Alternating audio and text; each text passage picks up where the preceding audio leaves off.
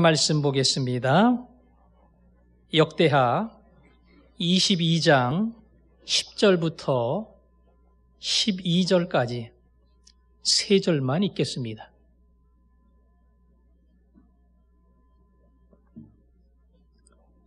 역대하 22장 10절부터 12절까지입니다. 아하시아의 어머니 아달랴가 자기 아들이 죽은 것을 보고 일어나 유다 집의 왕국의 씨를 모두 진멸하였으나 왕의 딸 여호사부앗이 아하시아의 아들 요아스를 왕자들이 죽임을 당하는 중에서 몰래 빼내어 그와 그의 유모를 침실에 숨겨 아달랴를 피하게 하였으므로 아달랴가 그를 죽이지 못하였더라.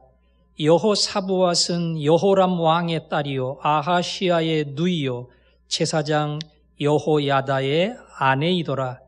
요아스가 그들과 함께 하나님의 전에 6년을 숨어있는 동안에 아달랴가 나라를 다스렸더라. 아멘. 오늘 말씀 10절을 한번 보세요.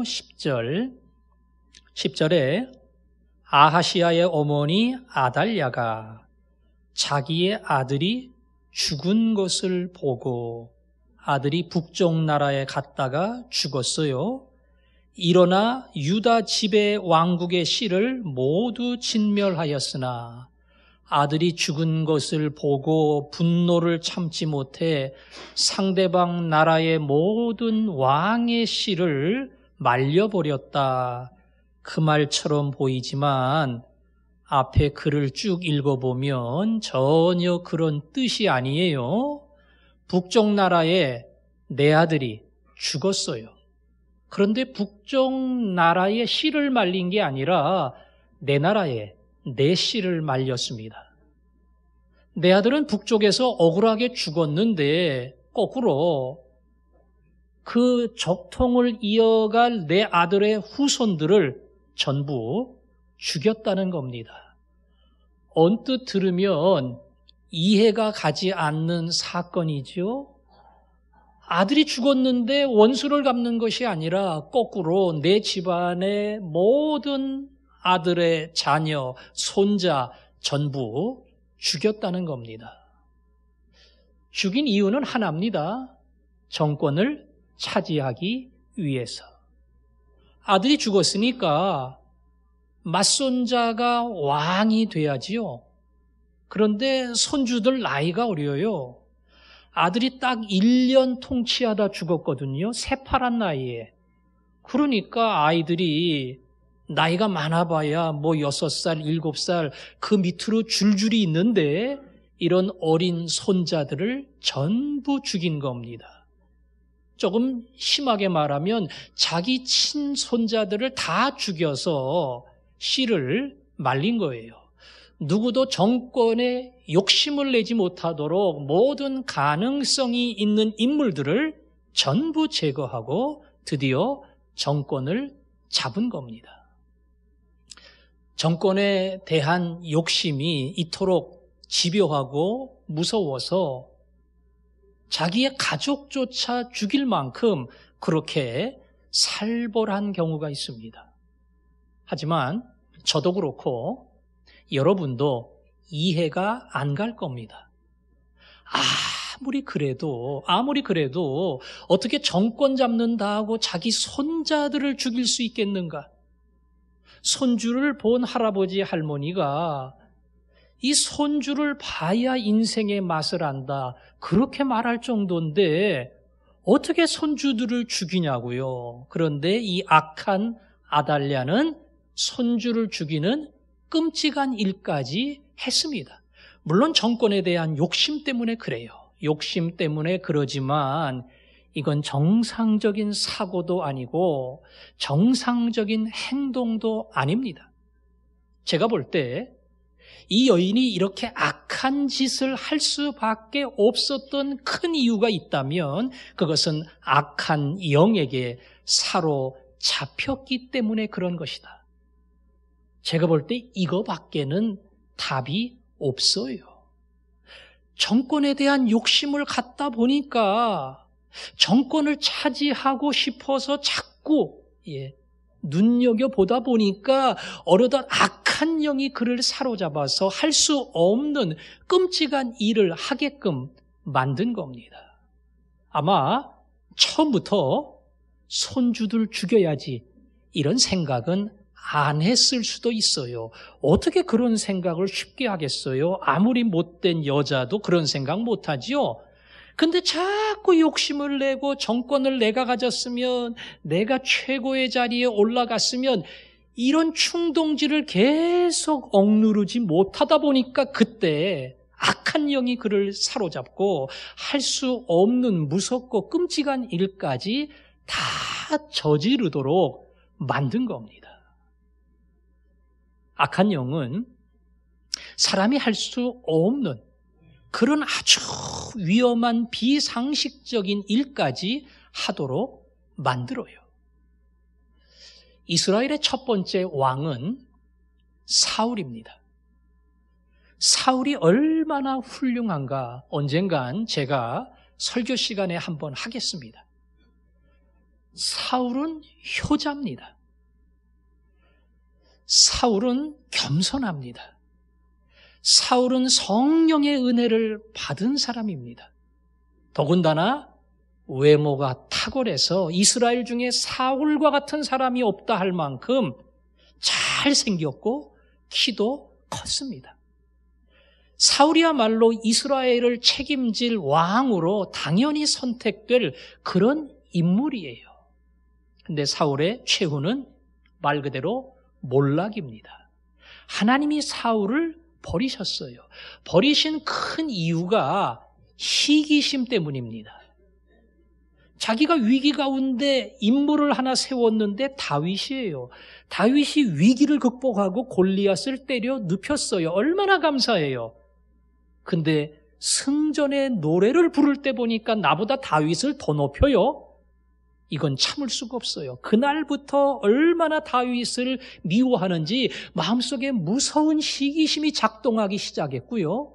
성경에 보니까 악한 영이 시기심이 작동한 사울의 마음속에 들어와서 할 수 없는 무서운 짓을 하도록 만들었어요.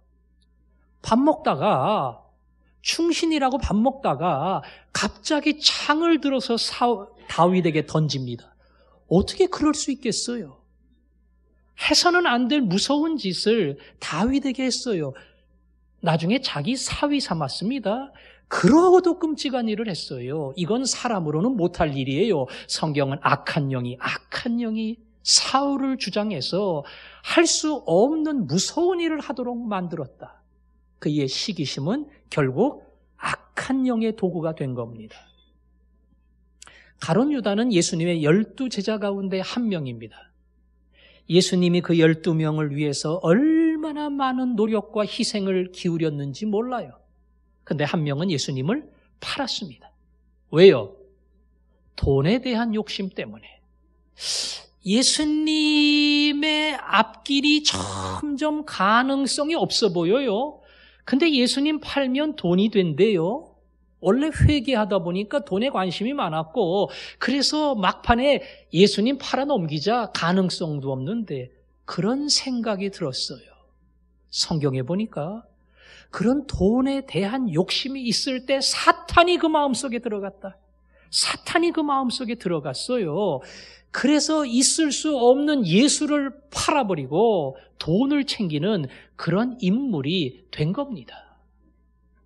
시기심이, 돈에 대한 욕심이 결국 사탄이 들어올 수밖에 없는 통로가 되어서 사탄이 그의 마음속에 들어올 때에 말 그대로 상식 이하의 아니 상식을 건너뛰는 악한 길을 달려가게 된 겁니다.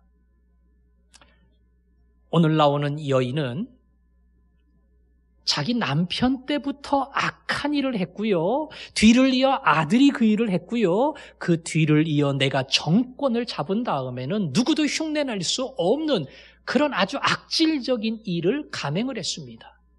그 배후에는 모두 사단의 악한 영이 있습니다. 사람이 과연 그렇게 될 수 있을까? 우리가 상식적인 생각을 해봅니다. 하지만 얼마든지 가능합니다.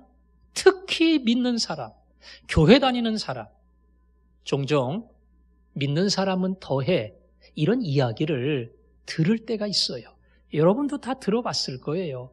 안 믿는 사람보다 믿는 사람이 더 욕심 많고, 더 자기 주장이 세고, 남 배려하지 아니하고, 그야말로 매정하고, 예수 믿는 사람이 어쩜 저럴 수 있을까? 죄송한 얘기지만 우리 노회 안에도 어느 교회가 문제가 생겨서 설교단에서 목사가 설교하는데 다른 목사가 올라와가지고 여긴 내 자리라고 서로 설교단에서 싸웠어요. 멱살 잡고 넘어뜨리고 법정에 고소하고, 옳고 그름을 떠나서 그 모습 자체는 목사가 보기에도 그런데 교회 다니는 사람이 보기에는 더 그렇고, 안 믿는 사람이 볼 때는 말도 안 되는 행동을 교인들이, 목사가 하고 있는 겁니다. 예수 믿는 사람 얼마든지 그런 자리에 갈 수 있습니다. 예수를 믿는다고 하는 이 믿음이, 이 잘못된 확신이 사실은 내가 옳다고 하는 거짓 주장을 만들어내고 누구도 인정하지 않고 배려하지 않고 받아주지 않고 자기 식대로 살아가려고 하는 교만한 마음을 만들어냅니다. 그때 마귀가 들어오는 거예요. 그때 마귀가 시험하는 거예요. 이 악한 마음, 교만한 마음을 꺾지 아니하고 내가 맞아, 내가 옳아 이러고 상대방을 다 내려다보고 비난하고 함부로 평가할 때, 그때 악한 마귀가 우리 가운데 들어오는 겁니다. 해가 지도록 분을 품지 말라. 분한 일이 왜 없겠어요? 그러나 성경은 분명히 해가 지도록 분을 품지 말라고 했는데 그 분을 계속 늘려가고 부풀리고 그 다음날 더 강해지고 그때 마귀가 들어오는 겁니다. 우울증에 빠지고 나는 아무것도 할 수 없다고 하는 무기력증에 빠지고, 그래서 점점 무력한 사람이 될 때에 그때 마귀가 와요. 넌 아무것도 못해. 넌 별로 필요 없는 존재야. 내가 한없이 연약한 자리에서 자기를 포기할 때 그때 사단 마귀는 그 사람 가운데 찾아옵니다.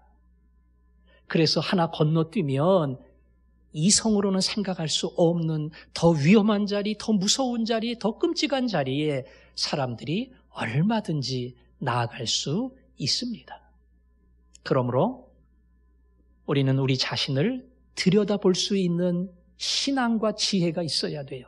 지금 내가 너무 가고 있어요. 빨리 멈춰야 돼요. 지금 내가 버려야 될 이 부끄러운 마음을 계속 품고 있어요. 계속 그 마음 가지고 판단하고 있어요. 빨리 봐야 됩니다. 그리고 멈춰야 됩니다. 그거 멈추지 않고 그냥 가는 대로, 흘러가는 대로, 내 성질대로, 내 기분대로 내버려 두면 어느 날 악한 영이 나를 사로잡고 할 수 없는 무서운 자리로 계속 나를 끌고 갈 수 있어요. 그래서 자기를 돌아보는 사람, 자기를 발견하는 사람, 그 자리에서 자기를 깨닫고 하나님이 원하는 자리로 갈 수 있는 사람, 하나님은 그런 사람들에게 은혜를 베풀어 주십니다. 승질대로 가는 사람 아니고, 내 욕심대로 가는 사람 아니고, 내 악한 고집대로 가는 사람 아니고, 빨리 자기를 발견하고 돌아가는 사람, 바로 그런 지혜, 그런 은혜를 여러분 모두에게 주시기를 원합니다. 또 하나 주목해야 될 사실이 있는데요. 아무리 이 여인이 악하다 할지라도 이렇게까지 망가질 수 있을까? 인간적인 원인을 찾아볼 수 있어요. 여러 가지가 있는데 지난주일 설교하면서 아버지 아합의 길로 갔다.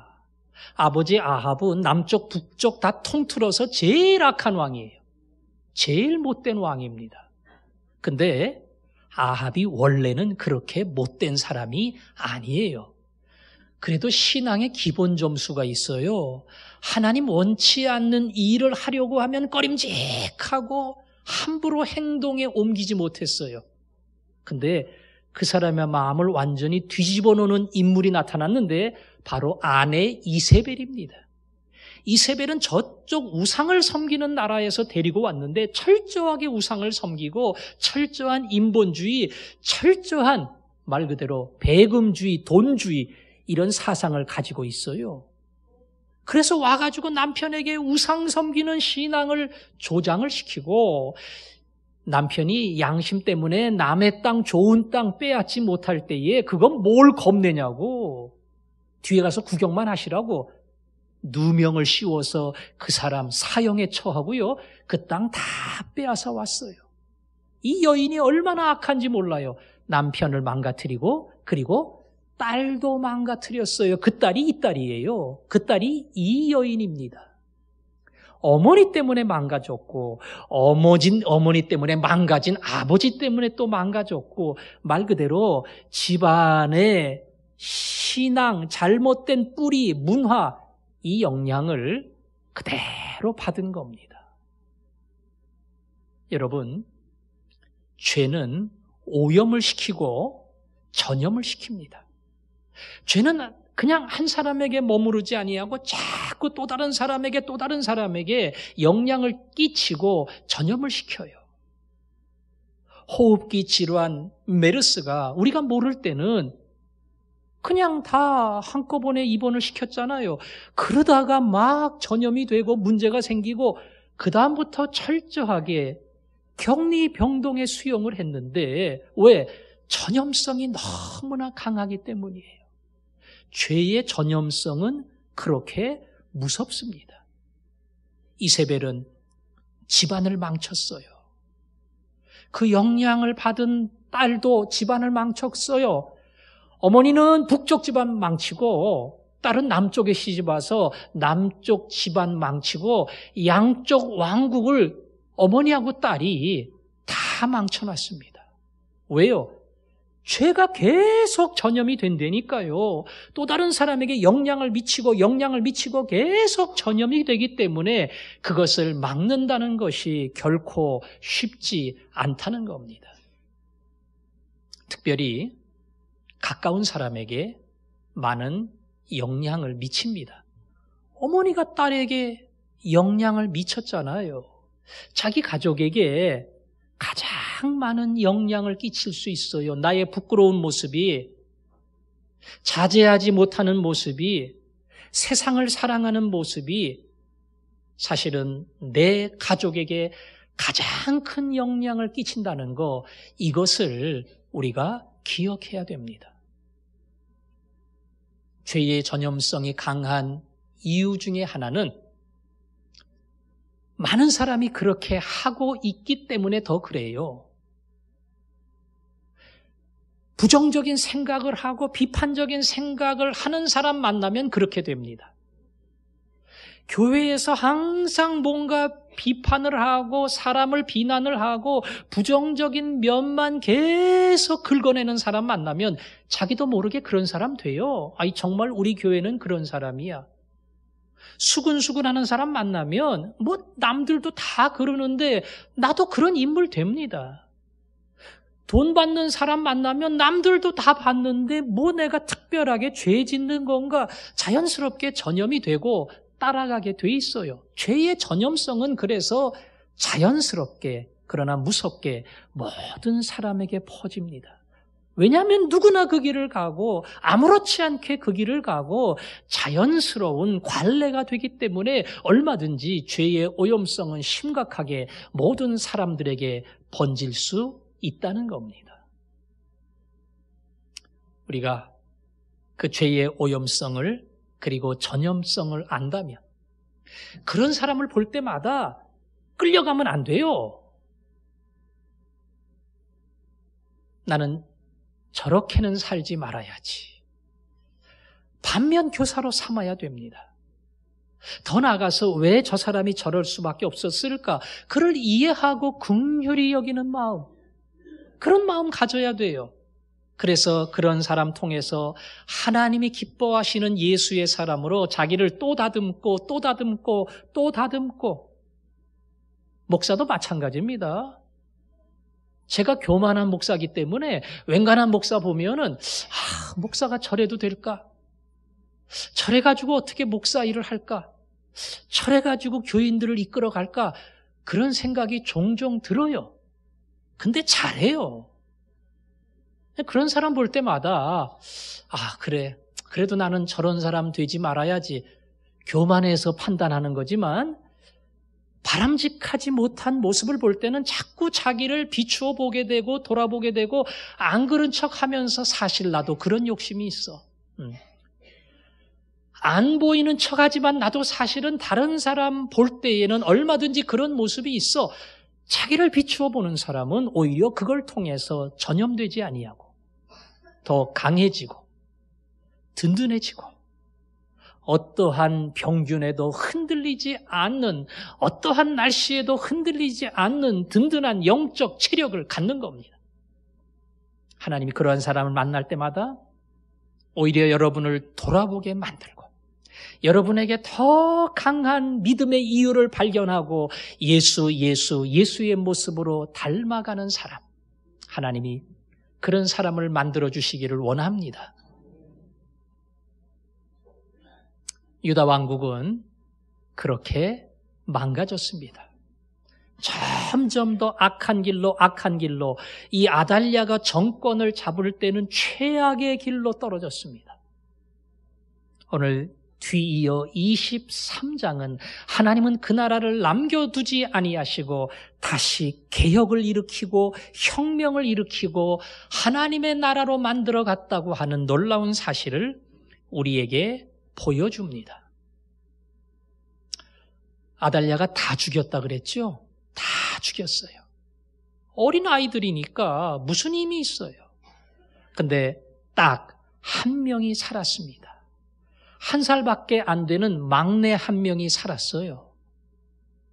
어린아기들 막 죽일 때에 급하게 막내 아들을 들고 도망친 고모가 있었는데, 그 고모가 성전 은밀한 방에다가 이 어린 아기와 유모를 숨겨놨습니다. 누구도 그가 그 일을 한지를 몰라요. 아주 비밀리에 철저하게 숨겨놨어요.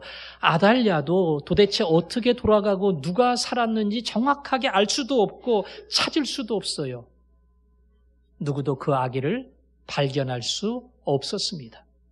그리고 1년이 지나고 6년이 지나고 그 아이가 초등학교 들어갈 만한 나이가 됐어요. 이 고모가 계속 기도했습니다. 고모보다 더 중요한 사람이 고모의 남편인데, 고모부지요? 제사장이에요. 신앙의 사람이에요. 그 악한 세상을 꼭 참고 지나왔어요. 그리고 하나님의 뜻은 반드시 이루어지리라. 이 우상과 그리고 그야말로 타락한 시대 속에서 내가 기다리고 참고 기도하면 하나님은 어느 날 이 나라를 다시 한번 건져주시리라. 그리고 그 어린 아기를 몰래 숨겨서 키웠습니다. 드디어 7살이 되었을 때에 이제는 하나님의 뜻이고 이 나라를 바로 세워야 할 시기가 됐다. 혁명을 일으켰습니다. 혁명은 은밀히 준비해야 돼요. 그리고 단번에 끝내야 됩니다. 무슨 1차 있고 2차 있고 재수하고 이런 거 혁명에는 없어요. 한 번 끝나면 끝이고 실패하면 다 죽는 겁니다. 준비를 잘했어요. 일단은 드러나지 않게 하급 장교인 대위들 중에 의식 있는 사람을 모아서 상의를 했습니다. 그리고 그들을 통해 조금 더 영적 지도자가 되는 제사장, 레위인들을 모았어요. 그리고 그들을 성전에 불렀습니다. 그 다음에 무장을 시켰습니다. 원래 제사장이 칼 뽑는 사람 아니에요. 요즘으로 말하면 목사예요. 레위인은 다 주님의 일 돕는 사람이에요. 근데 무장을 시켰습니다. 너희들은 여기 있는 왕자를 보호한다. 이 왕자야말로 다윗의 피를 이어받은 진정한 혈통이다. 그리고 성전 근처는 레위인과 제사장 외에는 못 들어온다. 너희는 칼로 무장을 하고 해당되지 않는 사람이 들어오면 전부 죽이도록 해라. 그래서 철저하게 왕을 경호하고 말 그대로 근접 경호해서 왕을 완전히 보호하겠어요. 심지어는 왕궁에도 보냈습니다. 중요한 입구마다 배치를 했습니다. 그 다음에 뜻이 맞는 백성들이 모였는데 이 사람들도 다 무장을 시켜서요, 성전 주변을 전부 에워쌌습니다. 그리고 성전 안에서 즉위식을 거행을 했어요. 어린 왕자에게 성경을 주고 면류관을 씌우고 나팔을 불고 새롭게 왕이 올랐습니다. 백성이 다 찬양을 하고 박수를 치고 성전이 막 왁자지껄 나팔과 박수로 그야말로 떠들썩했어요. 드디어 왕의 이름이 불려진 겁니다. 아달랴가 왕궁에 있었어요. 왕궁하고 성전은 바로 옆자리예요. 멀지도 않아요. 아주 가까운 데 숨겼기 때문에 더 못 찾을 수도 있어요. 그 소리 듣고 아달랴가 깜짝 놀라서 갔습니다. 성전엔 못 들어가죠. 밖에서 보니까 뭐 하는지 알겠어요. 저기 조그만 놈이 숨겨놨던 그 아기예요. 사람들이 그 아기를 왕으로 세운 거예요. 그리고 모든 백성이 다 기뻐하는 겁니다. 진짜 왕이 세워졌다. 아달랴가 위기를 느꼈습니다. 아니, 이놈들이 반역을 하는구나. 급하게 도망을 갔는데 왕궁 들어가기 전에 말의 문이라는 곳이 있어요. 그 말문이라는 곳에서 아달랴는 살해를 당했습니다. 말 그대로 아달랴의 학정이 끝난 거예요. 그리고 그 고모부가 여호야다인데 그 사람이 중심이에요. 그 사람 중심으로 모든 바알의 신전을 다 부숴버리고 바알의 제사장들을 전부 다 제거하고 성전에서 일하는 일꾼들을 세우고 그 다음에 정식으로 성전에서 즉위식 했지만 이제는 왕궁으로 모셔서 사람들을 다 모아놓고 성대하게 왕의 즉위식을 거행을 했습니다. 그래서 7살짜리 왕 요아스입니다. 그 왕이 드디어 유다 왕국을 다스리게 됐습니다. 여러분, 3번의 시기에 거쳐서 남편 때, 아들 때, 자기 때, 이 3번의 시기에 유다 왕국은 망할 대로 망했어요. 그런데 하나님은 또 한 사람을 통해서 그 땅에 구원의 메시지를 보여주셨습니다. 여기서도 우리가 주목해야 될 한 가지가 있어요. 여호람이라고 하는 사람이 나라 망가뜨렸습니다. 동생 다 죽였습니다. 하나님이 이 왕을 그냥 놔둘 리가 없지요. 그래서 전쟁 중에 자기 자식 다 끌려갔어요. 다 죽었어요. 이제 그 나라는 끝난 겁니다. 하나님의 심판으로 그 집안 다 끝난 거예요. 근데 하나님은 한 명을 남겨놓으셨어요. 그래서 다시 그 집안이 이어가게 했습니다. 근데 이 왕도 또 타락을 합니다. 이 왕도 우상을 향해 달려갑니다. 이 왕도 심판받았어요. 북쪽에 갔다가 엉뚱하게 혁명군의 손에 잡혀서 죽었습니다. 그리고 정권 잡은 사람이 아까 그 아달랴라 그랬지요? 씨를 다 말려버렸어요. 전부 다 죽였어요. 근데 하나님이 또 남기셨어요. 어린아기 한 명을 남기셨어요. 그 어린아기 한 명을 키우셨어요. 그리고 드디어 그 아기에게 다시 한번 다윗의 혈통에게 유다의 왕권을 넘겨주셨습니다. 이 집안이 하는 거 보면 이건 뭐 서민으로도 말이 안 되는 거지만 왕으로는 도저히 자격이 없어요. 이 집안은 다 쓸어버려야 돼요. 완전히 새로운 왕가를 세우고 새로운 집안을 세워서 이 나라를 맡겨야 해요. 그러나 하나님은 그렇게 하지 않았습니다. 왜요? 누구에게 하신 약속이요? 다윗에게 하신 약속. 내가 너의 집안에 등불을 끄지 않겠다. 하나님은 약속했어요. 그 이후로 부끄러운 사람이 등장을 한다 할지라도 난 약속 지켜. 그 약속대로 반드시 너희의 집안이 이 땅을 다스리는 왕이 되게 하겠다. 하나님은 실망하기도 하고 낙심하기도 하지만 그러나 끝내 그 약속을 지켜서 또 한 사람, 또 한 사람, 또 한 사람, 그 한 사람을 계속 남겨 놓으셨고, 그래서 유다 왕국의 다윗의 촛불이 끊어지지 아니하도록 하나님은 이끌어 주셨다는 겁니다. 역대하가 보여주는 큰 메시지 가운데 하나입니다. 믿음의 길을 간 사람이 있고 악한 길을 간 사람이 있지만 우리의 모습과 관계없이 하나님은 약속을 지키셨으며 그 왕가를 몰아내지 아니하시고 끝까지 다윗의 혈통이 유다 땅을 다스리도록 하나님은 은혜 위에 은혜를 베풀어 주셨다. 이것이 역대서가 우리에게 보여주는 중요한 교훈이고 중요한 메시지입니다. 오늘 아달랴를 보면서 우리는 배워야 됩니다. 사탄 마귀가 들어오는 악한 길, 부끄러운 길을 포기하지 않고 계속 갈 것인가? 아니면 내가 잘못된 길로 가고 있다는 것을 빨리 발견하고 뒤돌아와서 하나님이 쓰시는 도구가 될 것인가? 이 두 개 중에 하나입니다. 교회를 다니고 예수를 믿지만 내 욕심과 세상의 유혹과 이걸 분간하지도 못하고 자신을 쳐다보지도 못하고 발견하지도 못하고 그 자리에 계속 끌려가는 어리석은 자, 이건 결국 사단의 노름에 휩쓸려 들어갑니다.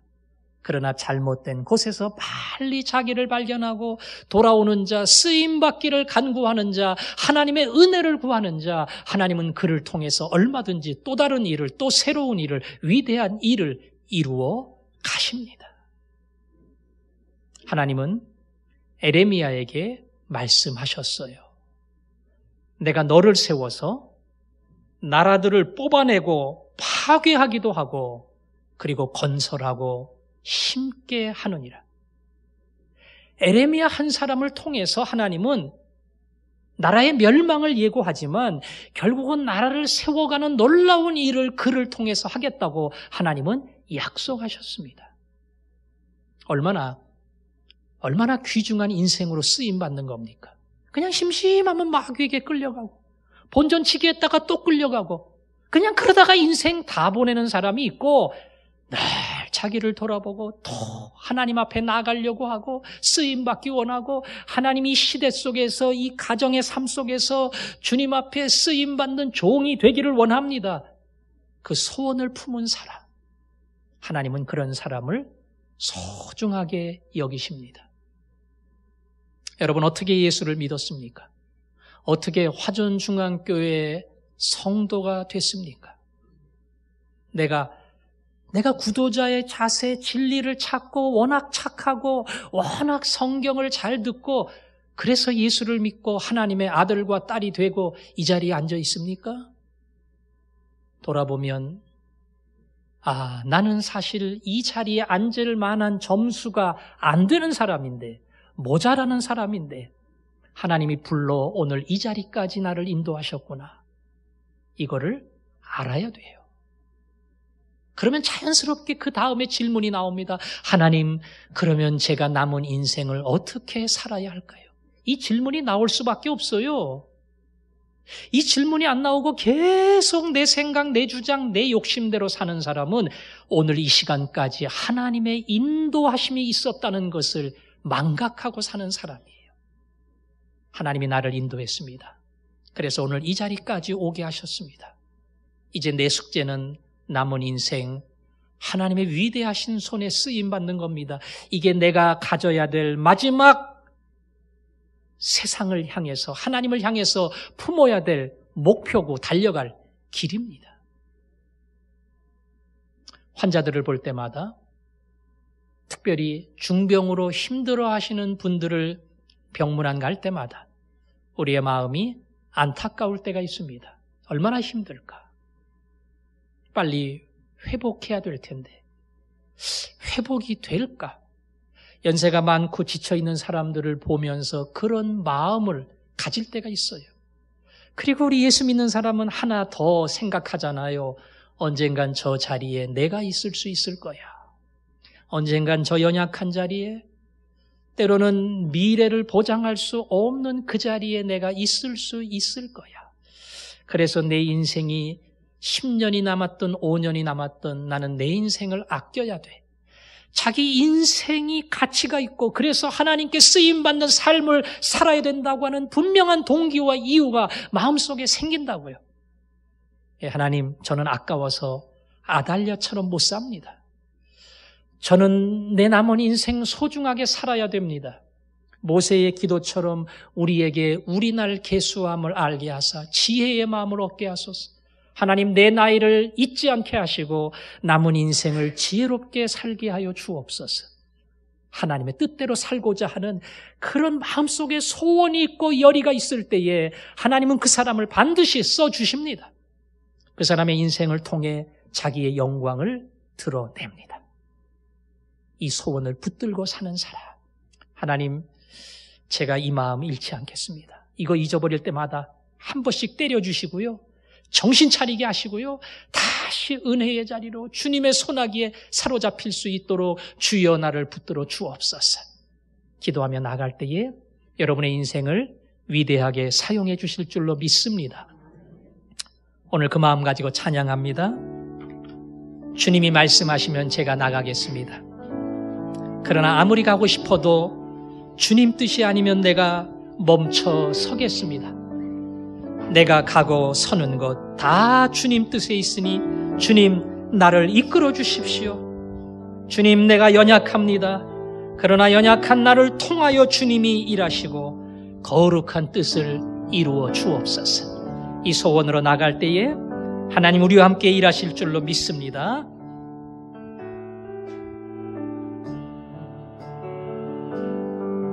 주님 말씀하시면 내가 나가리라. 주님 뜻이 아니면 내가 멈춰서리라. 나의 가고 서는 곳 주님 뜻에 있으니 오 주님 나를 이끄소서. 주님 말씀하시며 주님 말씀하시면 내가 나아가리라. 주님 뜻이 아니면 내가 멈춰서리라. 나의 가고 서는 곳 주님 뜻에 있으니 오 주님 나를 이끄소서. 뜻하신 그곳에 나 있기 원합니다. 이끄시는 대로 순종하며 살리니 연약한 내 영혼 보하여 일하소서. 주님 나라와 그 뜻을 위하여 뜻하신 그곳에 나 있기 원합니다. 이끄시는 대로 순종하며 살리니 연약한 내 영혼 구하여 일하소서. 주님 나라와 그 뜻을 위하여 오 주님 나를 이끄소서. 기도하겠습니다. 이 찬송 그대로 고백하면 충분합니다. 주님, 주님이 가라 그러면 가기 싫어도 제가 가겠습니다. 아무리 하고 싶어도 주님 뜻이 아니면 제가 멈추겠습니다. 주님, 제가 참 연약합니다. 그러나 순종하며 살기를 원하오니 나를 통해 주님 나라와 주의 뜻이 이루어지기를 소원합니다. 우리 이 소원과 열망을 품고 주여 나를 사용하여 주옵소서. 함께 기도하겠습니다. 아버지 하나님, 오늘도 말씀하시니 감사합니다. 하나님, 우리의 마음에도 금방금방 내 이기적인 소원을 따라가고 세상을 쫓아가려고 하는 부끄러운 욕심들이 생길 때가 있습니다. 미련한 저희들 돌아보게 하시고 잘못된 길로 갈 때에 돌이키게 하시고 하나님의 손에 쓰임받기를 위해 무릎을 꿇게 하여 주옵소서. 남은 인생 허송세월하기를 원치 않사오니 우리의 날마다를 붙들어 주시고 하나님 앞에 쓰임받는 종이 되게 하시고 나 때문에 내 가정과 내 교회와 내 일터와 이 민족이 바뀌는 놀라운 역사들이 일어나게 하여 주옵소서. 예수님 이름으로 기도합니다. 아멘.